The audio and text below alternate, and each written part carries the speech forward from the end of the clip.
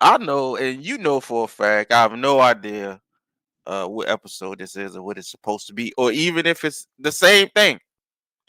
Um, I just kind of felt like yapping. I don't usually feel like yapping. This is I've been computing this in my head.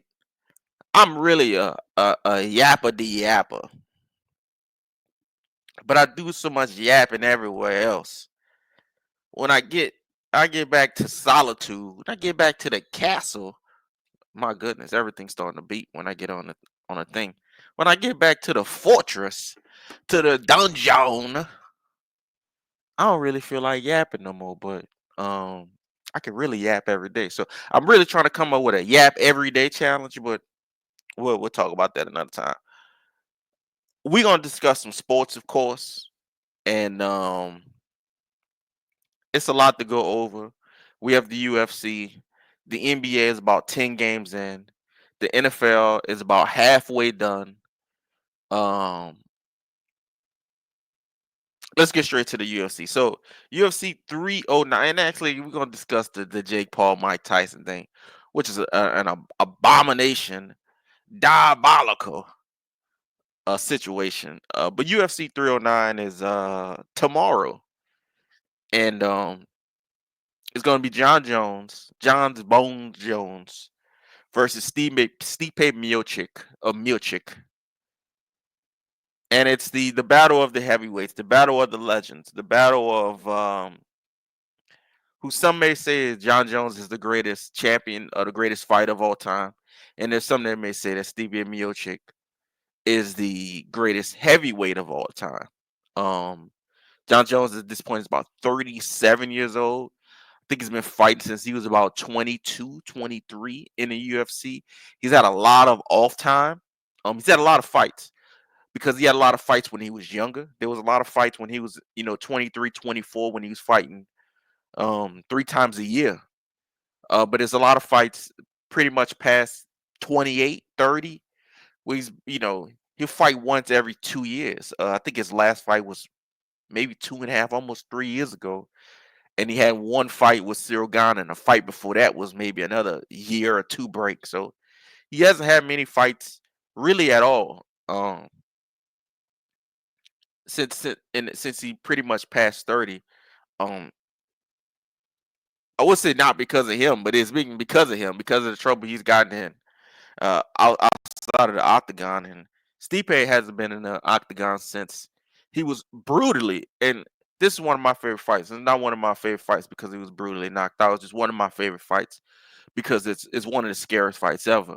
And again, that's not because he got knocked out. The knockout was scary, but it was Francis being evolving literally to all of us on candy camera in the apex like that. If you remember the shots in the apex, um, if you're 35 or 45, those punches in the apex sound like lightning.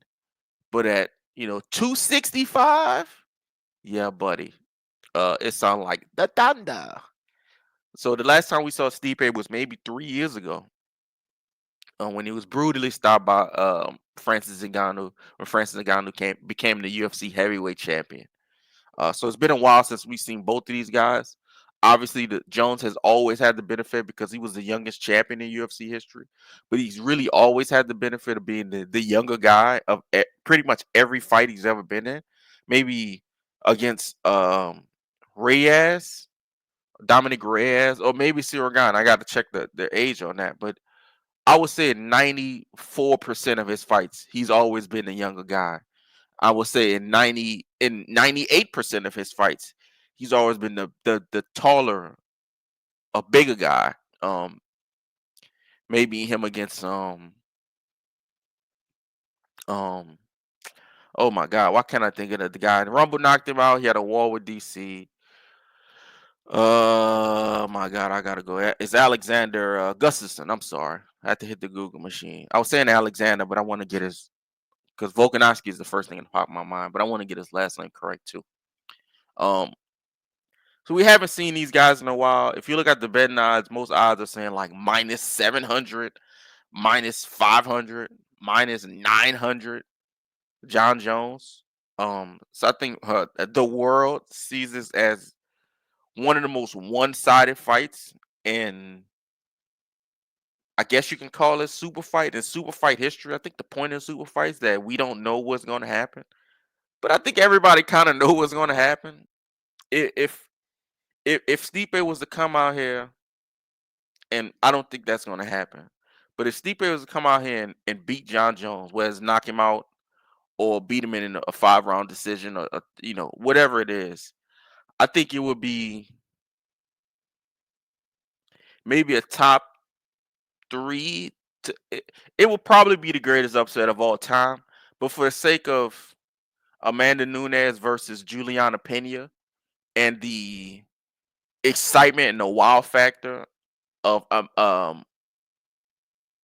Holly Holm versus Ronda Rousey, I'm gonna just place it. It would be a top three, top four um underdog victory of all time. It depends on how it happens. Juliana Pena kind of surviving the first round and then starting to put it on Amanda and then submitting her was, uh, in my eyes, was the greatest upset I've ever seen. I've never been more shocked and surprised probably in my life. Um, with seeing her stop Amanda, and the man that came in the next fighter just brutalized her. So that was a little crazy, but it's been a lot of talk. A lot of things been going on as far as Jon Jones and Tom Aspinall, who's the interim heavyweight champion, and Tom has done what contenders do, which is pretty much beat up everybody in division. Is everybody there is to fight except for Cyril Gane. He's fought him, and I want to talk about Cyril Gane. I don't think Cyril Gane right now is like the number two ranked, the three ranked heavyweight in the UFC. I think that's actually ridiculous.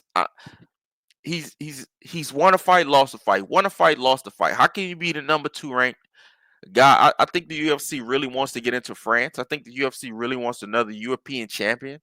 And I think when the first time they went to France, I believe Cyril Gane may have fought. That could have been Derek Lewis when they were in France. It was a wonderful event. But Cyril Gane, even being in the top five, respectfully, I think he has fantastic skill set. He has fantastic skills and a skill set as far as his kickboxing. He's very dangerous. He's very big and very fast. But he was absolutely just the fight against Jones was just embarrassing. It was so embarrassing, and Dana didn't even like discredit him at all. I've seen worse fights. I've seen better fighters have worse fights.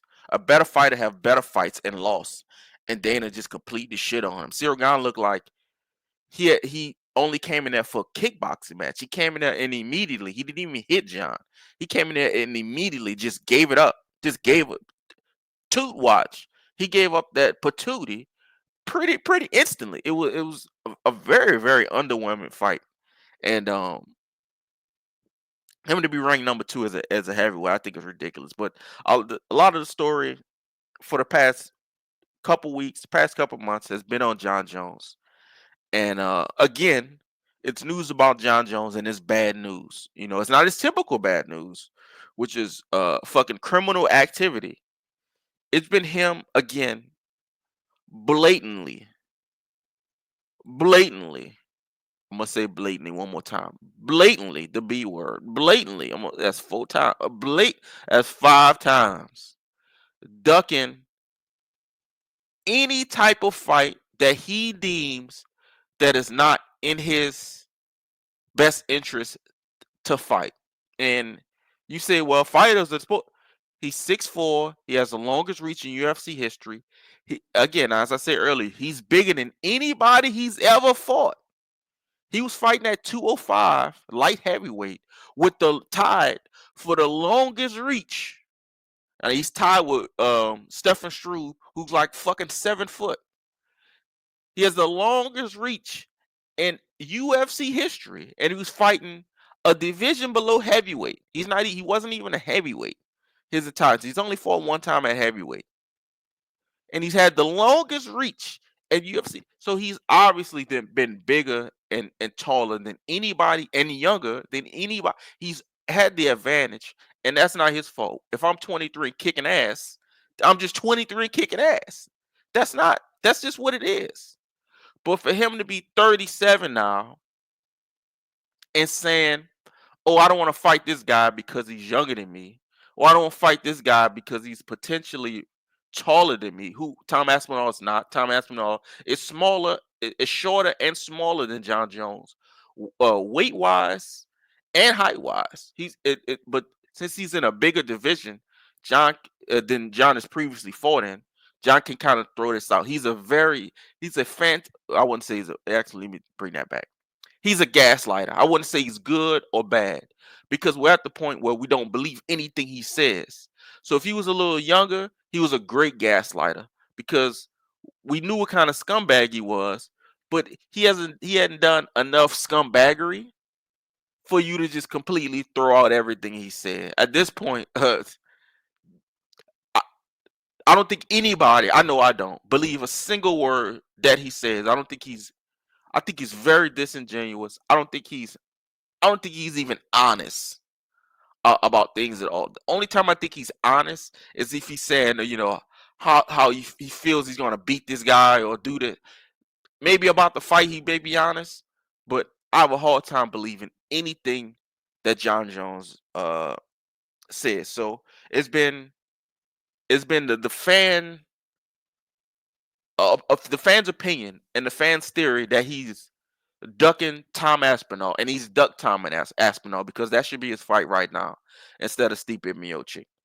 Um, I was there. He ducked Francis Ngannou for 3 years. He said he needed $20 million and he needed to gain 40 pounds to fight Francis Ngannou. And what do you know? He waited 3 years. Francis Ngannou defends his belt, wins the belt, defends his belt because it was out there for him to fight Francis before Francis even fought Stipe the second time. If y'all remember, I remember this shit. After Francis stopped Jairzinho Rosenstrike, Dana White, people was like, "Oh, Francis, he didn't fight for a year." Dana White sat Francis down and said, you can look this up anywhere. It's too dangerous for him to fight anybody else except the champion. It makes no sense. Dana said this. I'm not saying it verbatim, but I'm paraphrasing.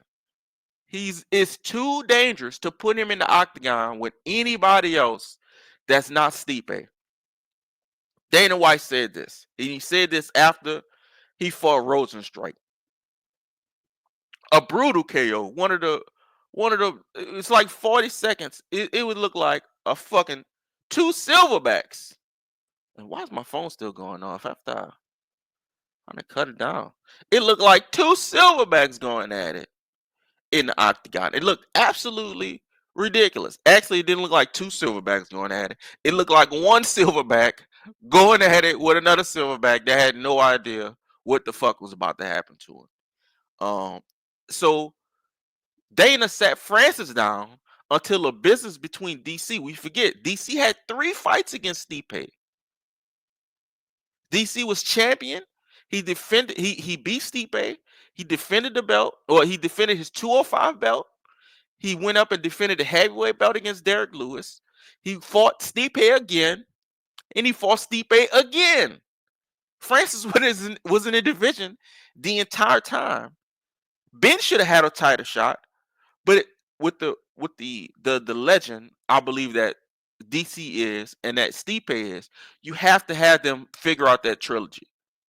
Francis should have had the fight a long time ago. But that's 3 fights between them. Actually, it's not 3 fights between them. DC beat.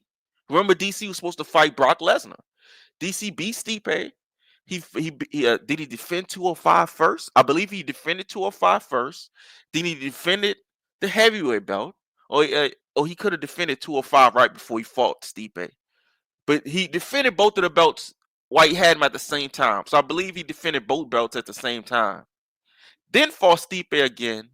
Then he dropped the 205 belt. Then fought Stipe again and lost it. And when he dropped it, that's how I believe Jamal Hill. That's how Jamal Hill and them got it. Yes, how Jamal Hill and them got it. Or did John drop it? I don't remember. But Francis was waiting the whole time. He was waiting at least 2.5, 3 years, maybe even 3.5 years before he can even fight for the belt. He went in there and beat Stipe. Whatever was going on, John tweeted, "Show me the money." I remember this shit. I don't remember what the fuck I had for breakfast 20 minutes ago. John tweeted, "Show me the money." And Dana said, "People talk about money when they really don't want to fight." He said this, and this is all in the same night, the same press conference. What I'm getting at is Jon Jones has ducked Tom Aspinall because he's probably going to retire after this fight. And it's a fight I think he's going to win because he's insane. He's actually insane. It's Jon Jones. Who could go against him at this point? He's insane. I think he can win the fight. I think he'll get knocked out. Because I remember the Dominic Reyes fight, and Dominic Reyes was putting it on him. This dude is he might be just as fast as Reyes. I don't know if he's just as fast, but he hits much harder. I think John can win the fight. The Francis fight, I don't think he can win at all. I think, of course, there's a path for him to win. 70-30 Francis. I think he would have. I don't think he would have survived any punch because if we look at the history of Francis Ngannou, there's only one person to survive multiple rounds, and that's Stipe. The first fight, the Stipe Miocic is the or Cyril Gane because that was a boring fight. It was more of a takedown fight. I understand. Francis had knee problems, of course, because he had surgery right after the fight. He had I believe ACL surgery like a couple days after the fight, and he still won that. So we won't count that. But if you look at any previous fight, including the one he just had, there's very few people in general. You look at Francis's fights, he really don't make it out the first round. Niggas don't make it out the first round. And if you make it to the second, God bless you. You're not making it to the third. The Derek Lewis fight was one of the worst fights of all time just because of how much hype it had.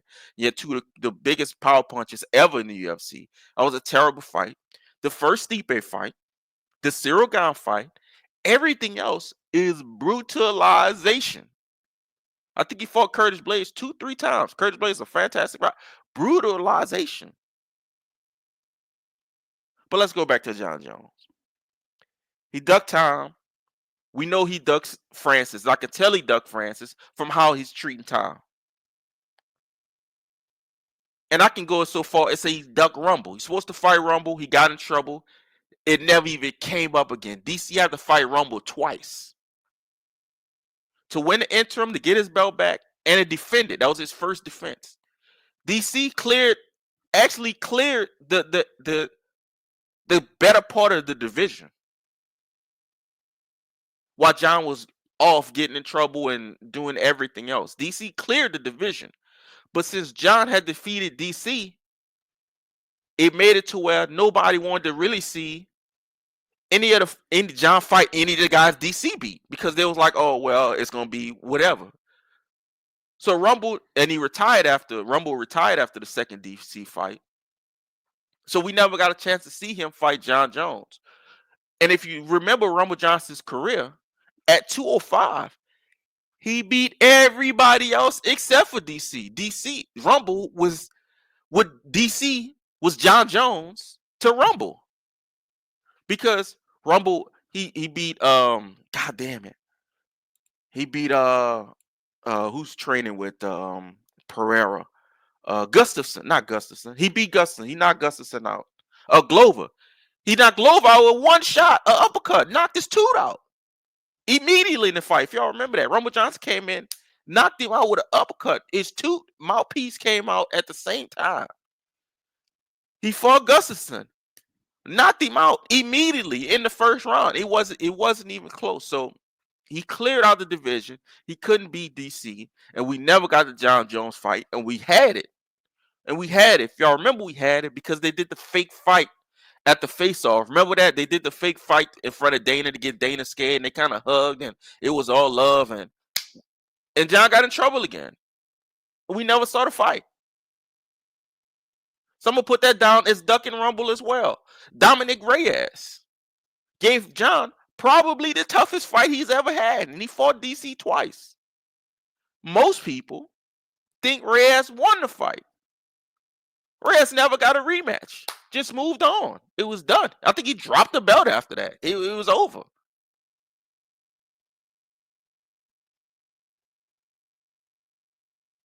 And let's keep talking about Jon Jones. And I don't want to make this a full UFC heavy Jon Jones talk, but we 20 minutes in. Let's keep going. Jon Jones is the worst human being.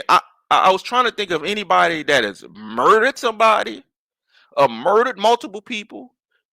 Can anybody think of any athletes that ran a pedophile ring?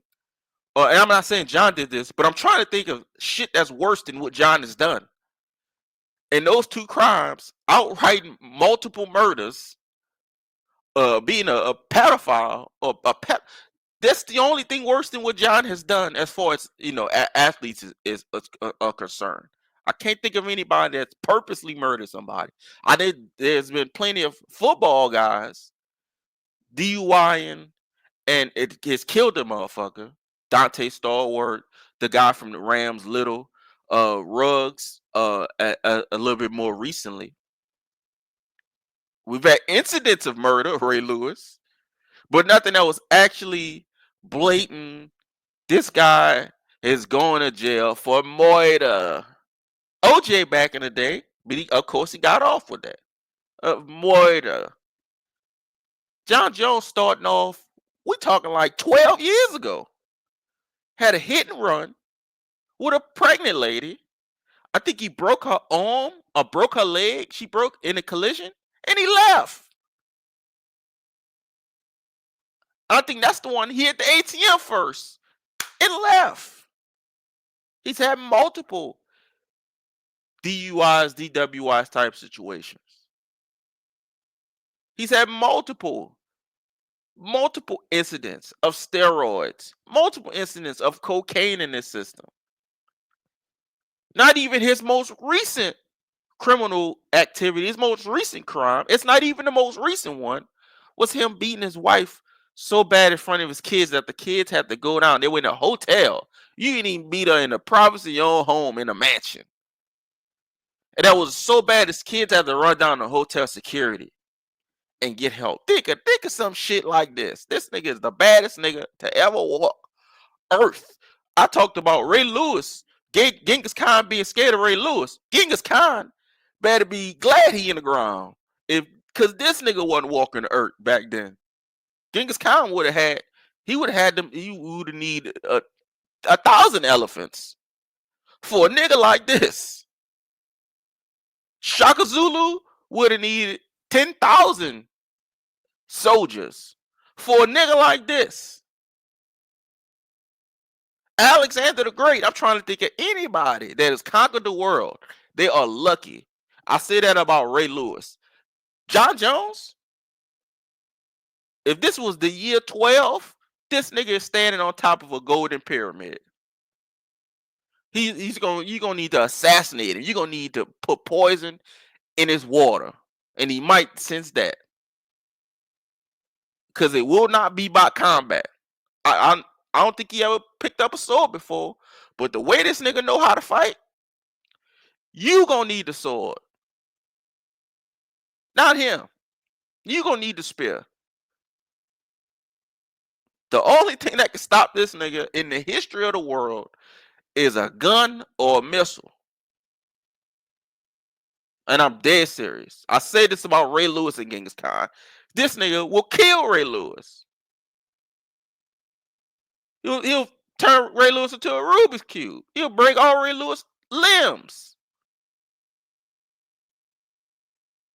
So to have a crime like that, and I'm being so dead serious. To have a crime like that against your old lady is diabolical.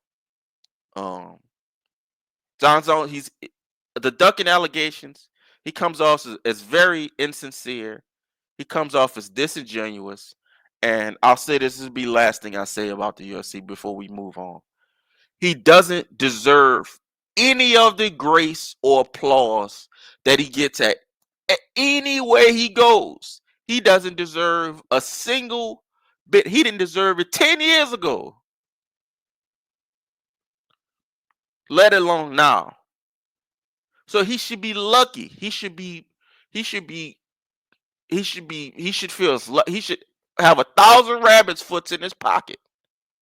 He should feel lucky that he even gets a fucking clap or a round of applause, let alone being put in championship situations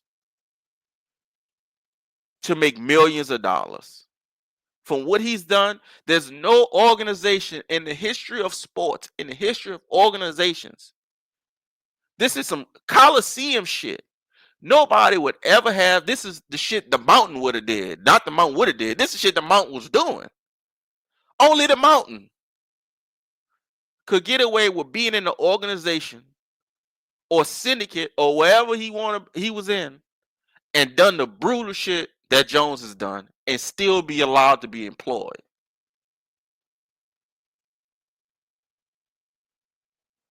So the fact that he's being such a dick and just making up stuff about Stipe, and I don't want to get too crazy about this stuff, but he should be very lucky about the moments that he's getting and compared to the things that he's done. He actually doesn't deserve the grace. He doesn't deserve interviews. He doesn't deserve he's gonna probably make $6-7 million to fight Stipe, win or lose. He don't deserve none of that. Just based off the criminal activity this nigga has been involved in by himself. And like I said, the thing with his old lady at the hotel, that ain't even the most recent. He just got a sentence for some other shit. Let's move on to the NBA. NBA is taking off. Um, we're I think about 10 games in, most people, 9 games in. It ain't looking too good for the Eastern Conference. And one thing I seen somebody propose, let me look up the NBA standings real quick. So as of right now, excuse me, because they're on a 4-game winning streak. They're on a 4-game winning streak. There are only 3 teams out of 15 teams. There's only 3 that are over 500. Let me say that again. There are 3 teams out of a possible 15 teams that are over 500. Cavaliers are 13-0, and we're 13 games, and I'm saying 10 as before I looked at the standings. The Celtics are 10-3. The Orlando Magic is 7-6. And again, the Orlando Magic have won 4 in a row without Paolo Banchero, which is good on them. That's great locking in. It's good to see somebody else's team is locking in and being fucking well coached. But they're 7-6 after winning 4 in a row, which means there was fucking 3-6 before. The Knicks are 5-6. The Pacers are 5-6. The Bulls is 5-7. The Hawks is 5-7. The Nets is 5-7. The Heat are 4-6. The Pistons is 5-8. The Hornets is 4-7, and we'll stop here because we won't stop here. The Bucks is 4-8. The Wizards is 2-8. The 76ers is 2-9. Let's finish it off. The Raptors is 2-10. This is the worst brand of basketball. We're talking we can't talk parity. This ain't parity. This is garbage.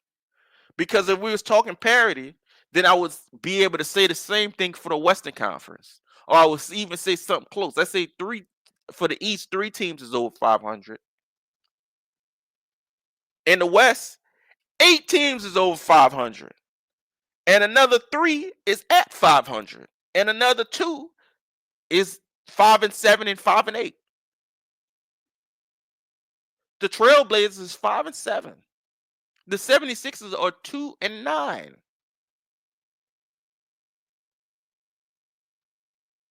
So I think, I remember Kenny Smith talking about this many, many years ago, and it's something I don't think it was laughed at, but it was kind of ignored. I think it's time that they just put the best 16 teams in the playoffs. Just put the best 16 teams in the playoffs. You keep doing everything in Vegas. Have the first round be a fucking 5 round, or you can still do play-ins. But do the playing games in Vegas or something like that. The NBA is all about Vegas and gambling and fucking Dubai, Saudi Arabia. Niggas is selling their soul and limbs for some cash. You're already a $1 billion business, and you selling your ass for everything else. But there's no way that Joel Embiid is getting paid $64 million a year for the next 3 years. Is it 64 million? I think it might be more than that.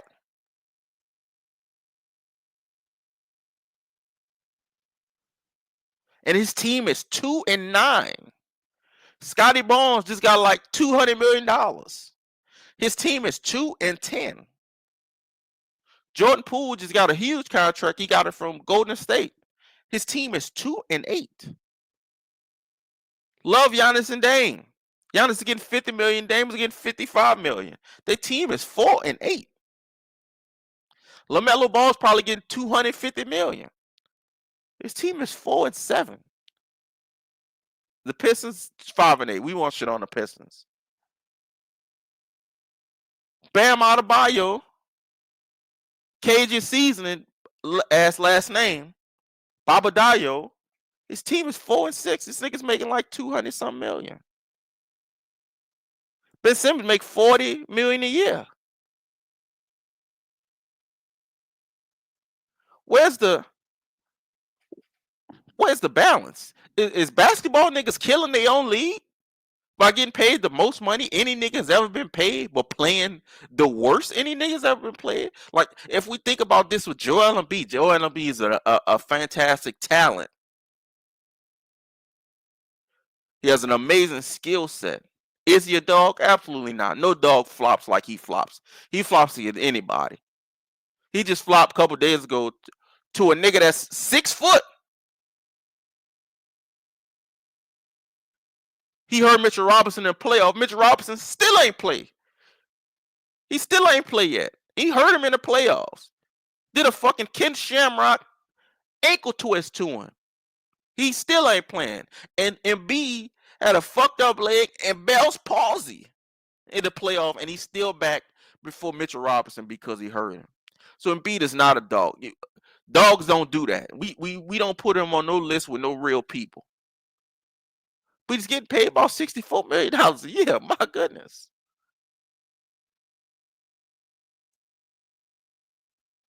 Shaq was getting paid $30 million. It took Jordan the end of his career to start getting $30 million a year. KG was the first one to really start getting those big contracts. He's getting like 36 a year. This nigga getting double that. I think KG was getting like 32, 34. But he basically getting double that. To not even give his all. Think about that. I'm not saying 2-9 is pathetic enough. You ain't even playing hard. You ain't even giving it your everything. All you doing is putting the ball in the hoop. This ain't $64 million to cure cancer. This is a ball in the hoop game. Niggas can't even play hard. Scotty Barnes is hurt. I understand that. Nigga had a three knuckle shuffle got put in his eye. He injured. I understand that. His team is ass. I understand that. But for a nigga to be healthy and you get $64 million a year, you can't play, and when you play, you can't play hard. Paul George, Harden, and Kawhi took less money. so they can sign Paul George, so they can keep Paul George. And Paul George, who is not better than either one of them, in any Paul George is not a better regular season player than James Harden or Kawhi Leonard. He's not a better playoff player than Kawhi Leonard. He's definitely not a better finals player because I don't think he's never been in the finals. He's definitely not a better finals player. Kawhi takes that over all three of them. Playoffs performances, all that shit. He's not a better scorer than James Harden is. He's not a better passer than James Harden is. He may be a better rebounder than either one of them is. Probably not Kawhi. He's not a better defender than Kawhi is. He's not better than either one of them in any single type of way.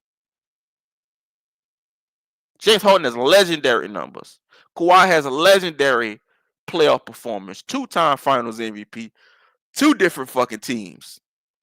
One team the nigga just joined and won that bitch. Just joined them and won it. And he decided that he wanted the better contract. He wanted 4 years guaranteed with more money than either one of the two niggas who took less for it to be comfortable enough for him to still make a lot and come in. So he didn't get that with the Clippers. So now these niggas took less for no reason. First of all, I'll be salty as fuck that we both took less. And even if they talked about this or didn't talk about this, if they didn't talk about this, even worse. Because I'm thinking of you when you're not even thinking of me. And I'm thinking about my team when you're not even thinking about your team. I'm thinking about all of us. And I take less. And Kawhi, who's better than everybody on that team, who's better than everybody who's ever played for the Clippers, historically, he took less money. I know he has an injury. But they'd have paid him that shit, and he'd have took the most money possible if he knew for a fact Paul George wasn't coming back. So you go to Philly, and you get your 4 years guarantee. Good on you. Niggas got to get paid. I understand that, but niggas got to play hard too, because at some point, as a not even as anything, why am I paying y'all this? What am I paying a nigga 64 million for? What am I paying a nigga 64 million a year? I don't know how much Jokic make, but Jokic plays 75 games a year. And he playing hard, triple doubles. Nigga had 38, 18, and 15. Giannis team 4-8. I know that. Giannis play harder than anybody in the NBA. No debate. It's not even a close debate because Westbrook is in year whatever he's in. It's not even a close debate on who plays harder than Giannis.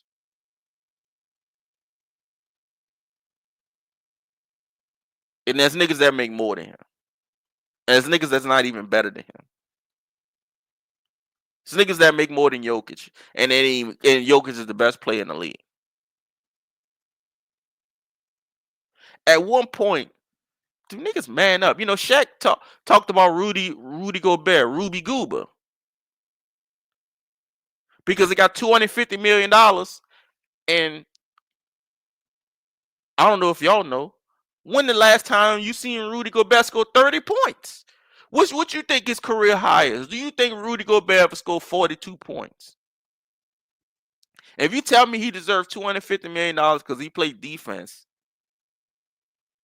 even though he's taken out of every important defensive sequence for the last 4 years, including the fucking Olympics. The Olympic team took this nigga out.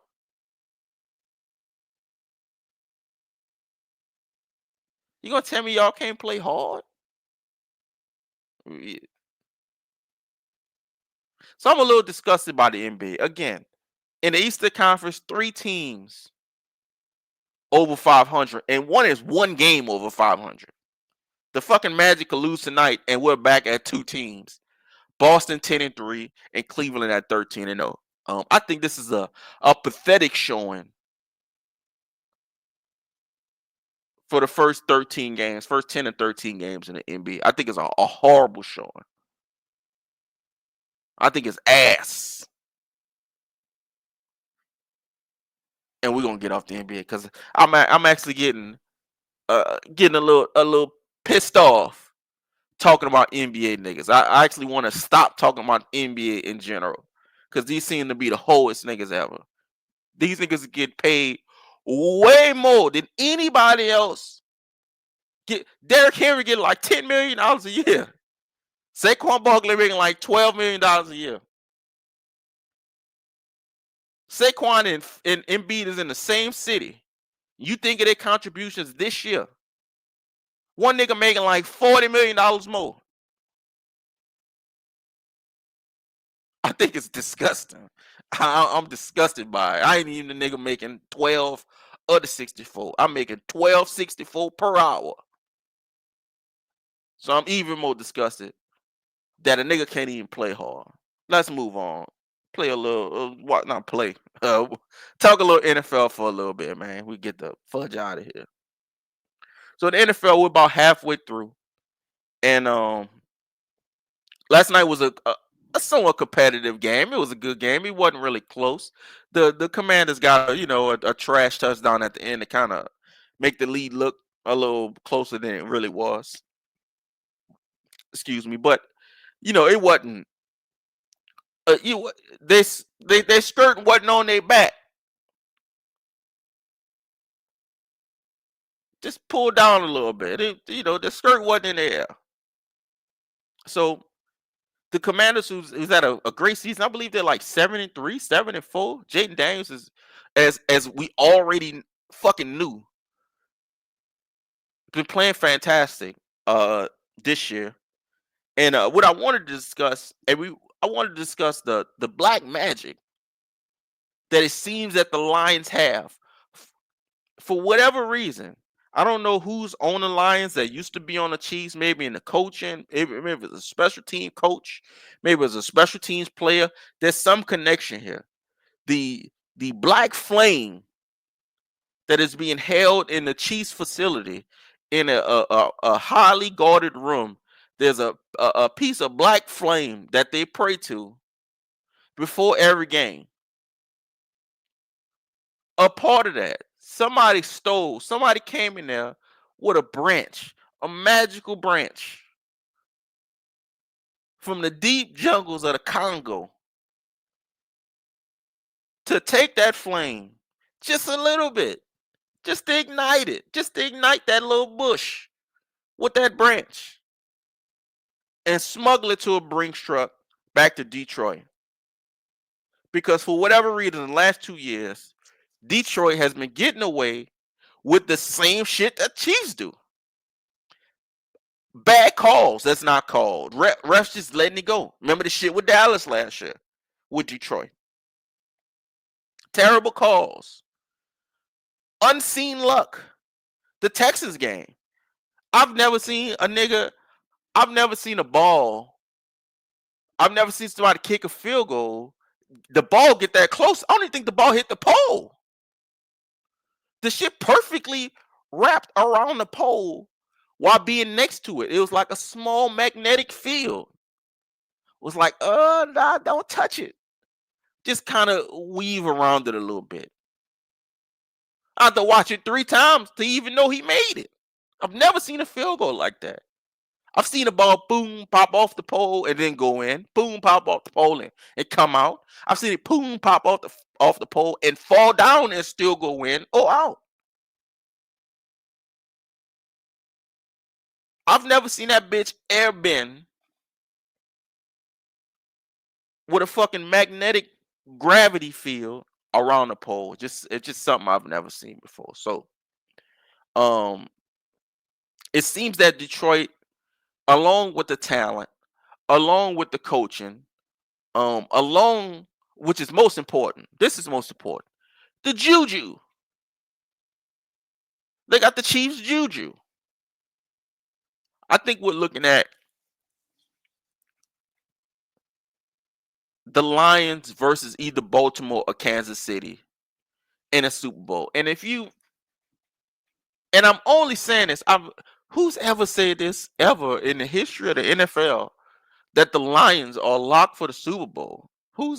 When has this ever happened? And they have good players, but they've had legendary players before. And nobody's ever, they had Megatron, and nobody's ever even uttered that shit during what 12 years or 8 years, however long Megatron played. They had Barry Sanders, who is still to me the greatest running back of all time. And if you would have uttered that, somebody would have slapped you in Detroit. That they'll lock or shoe in for the Super Bowl. It's just never been said before. It's probably never gonna be said again.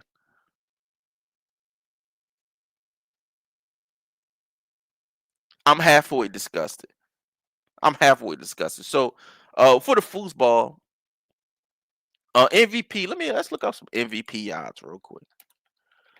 I believe that Lamar Jackson is gonna get his third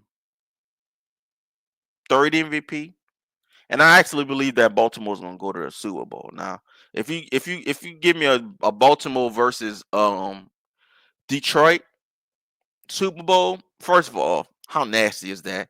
The Ravens versus the Lions in the Super Bowl is just, oh my god, it just makes me want to vomit. Doesn't even sound good. Like, I don't even like the. First of all, somebody's getting shot. Second of all, think of the jerseys. Close your eyes. Think of the jerseys. Ravens and Lions jerseys in the crowd. I mean, and anything in New Orleans? Oh, somebody's definitely getting shot. Where's the Super Bowl this year? Super Bowl. Let's see. Super Bowl location this year. It's in a dome. Hold up. I'm sorry, little lapse there. What the fuck is the bowl gonna be? It's in a dome.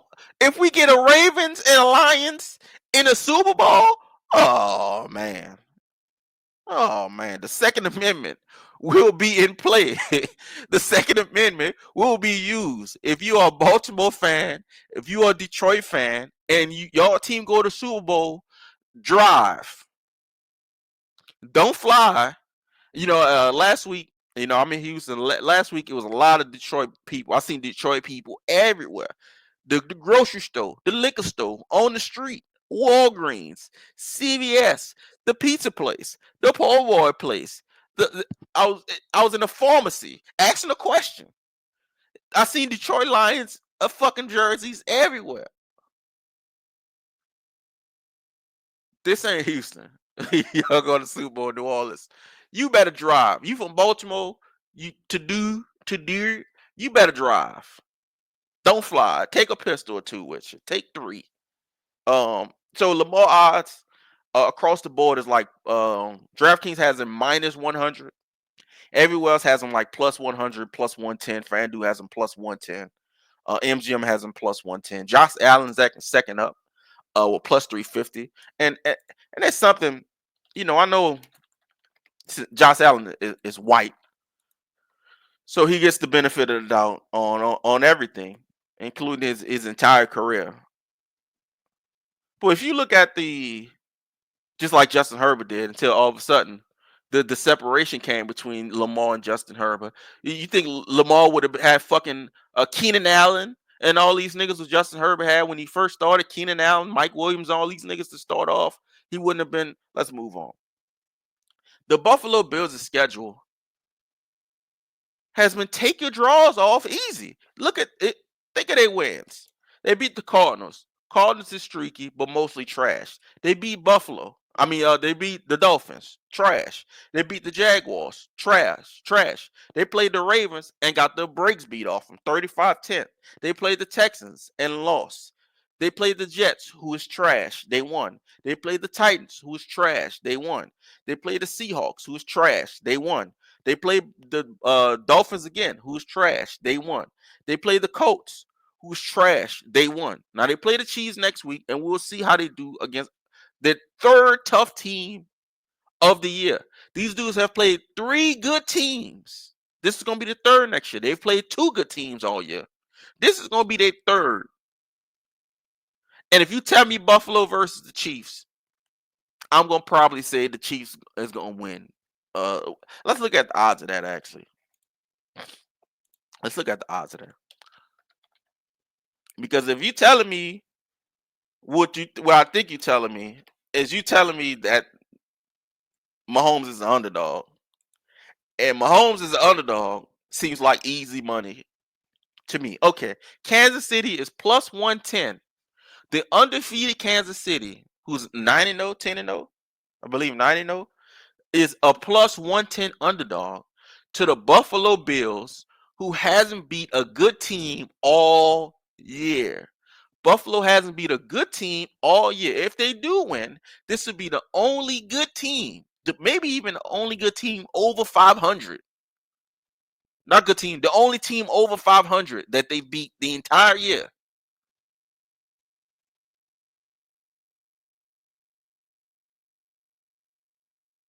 Put your money on the Kansas City Chiefs. It's plus 110 DraftKings. If you're not in a slave state like I am, well, I gotta go bet with some French niggas. I'm betting with niggas in Nice, Paris, Nice, France. I gotta bet with niggas in Bordeaux. If you got DraftKings, you got FanDuel. It's Mahomes is an underdog. Think about this. Double your money. You bet $20, you get 40. With this plus 110, you might get what? $42. Bet with Mahomes, man. What this is an easy thing. Let's go back to the MVP odds. Speaking of that, Mahomes plus 700, Jalen Hurts plus 1200. For the most part, it's like 6 different sites up here. I'm just going with MGM because it's the first thing. Kyler Murray plus 2,000, Joe Burrow plus 3,000, Jared Goff plus 2,000, but there's some that have him plus 4,000. Brock Purdy for the most part plus 2,200. Jaden Daniels plus 2,500, CJ Stroud plus 5,000, etc., etc. It goes down to Sam Darnold, Justin Herbert, Kirk Cousins, Jordan Love. This gets up to plus 5,000. Saquon Barkley, Saquon Barkley, depending on how they end this, Saquon Barkley plus 8,000 and Derrick Henry plus 5,000. They don't look like bad bets to me. I mean, I think Lamar's gonna be MVP, but if you give me a world where Saquon and Derrick Henry just go off like they both over 1,000 yards so far this season, and we halfway through. But if they both just plus 8,000, it's kind of crazy for Saquon Barkley, and he's second in rushing.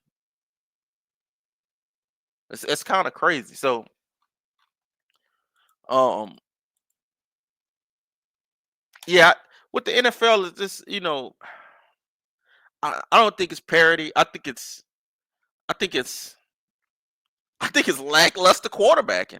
I feel like the Colts could have a much better record if they just had a better quarterback. They've lost. Let's look at the Colts real quick. I feel like the Colts has lost like 8 games or 6 games by 3, just because Anthony Richardson is throwing the ball sideways. He's holding the football by the edge of it, by the pickle of it, and that's how he's throwing passes apparently. So they lost to that's preseason. They lost to the Texans. First games by 2. They lost to the Packers by 6. They lost to the Bears by 6. They lost to the Steelers by 3. They lost to the Jags by 3. They lost to the Titans. I didn't look this up before. They lost to the Titans by 3. They lost to the Dolphins by 6. They lost to the Texans again by 3. They lost to the Vikings by 8. And they just lost to Buffalo by 10. They've lost close games all year. And Flacco was trash on this last outing. And Richardson been throwing the ball by the pickle, by the schlong, holding it at the edge. He ain't even grabbing the middle. He ain't grabbing the fork, the pigskin, where your hands go. He grabbing the edge of it like a flea flicker. So I think bad quarterback has lost a lot of teams' games. These dudes has lost at least, I don't even know what's the count of at least 7 games by under a touchdown. That's actually disheartening. If I'm a if I'm a Colts fan, I'm actually pissed off that that's even possible. Um,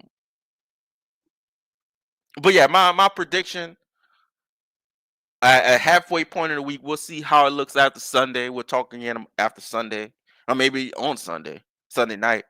Um, Lamar for MVP. Derrick Henry is Offensive Player of the Year, and the most niggerific Super Bowl ever. Excuse me. Baltimore Ravens versus the Detroit Lions in the Superdome in New Orleans, Louisiana. Oh my goodness, that's the prediction of the year. Halfway through, I might change it next week. But thank y'all for listening. This gonna be up in every platform where a nigga can listen to some audio. Spotify, I almost called it iPhones, iTunes. I'm gonna put it up on YouTube. We're gonna put it everywhere. Thank y'all for listening to the episode of Audible Podcast. I am out. And like and subscribe to YouTube. Get them numbers up. We up a lot. I went up 400 subscribers in the last maybe like 2-3 weeks, and we trying to get that up even more. So holla at your boy.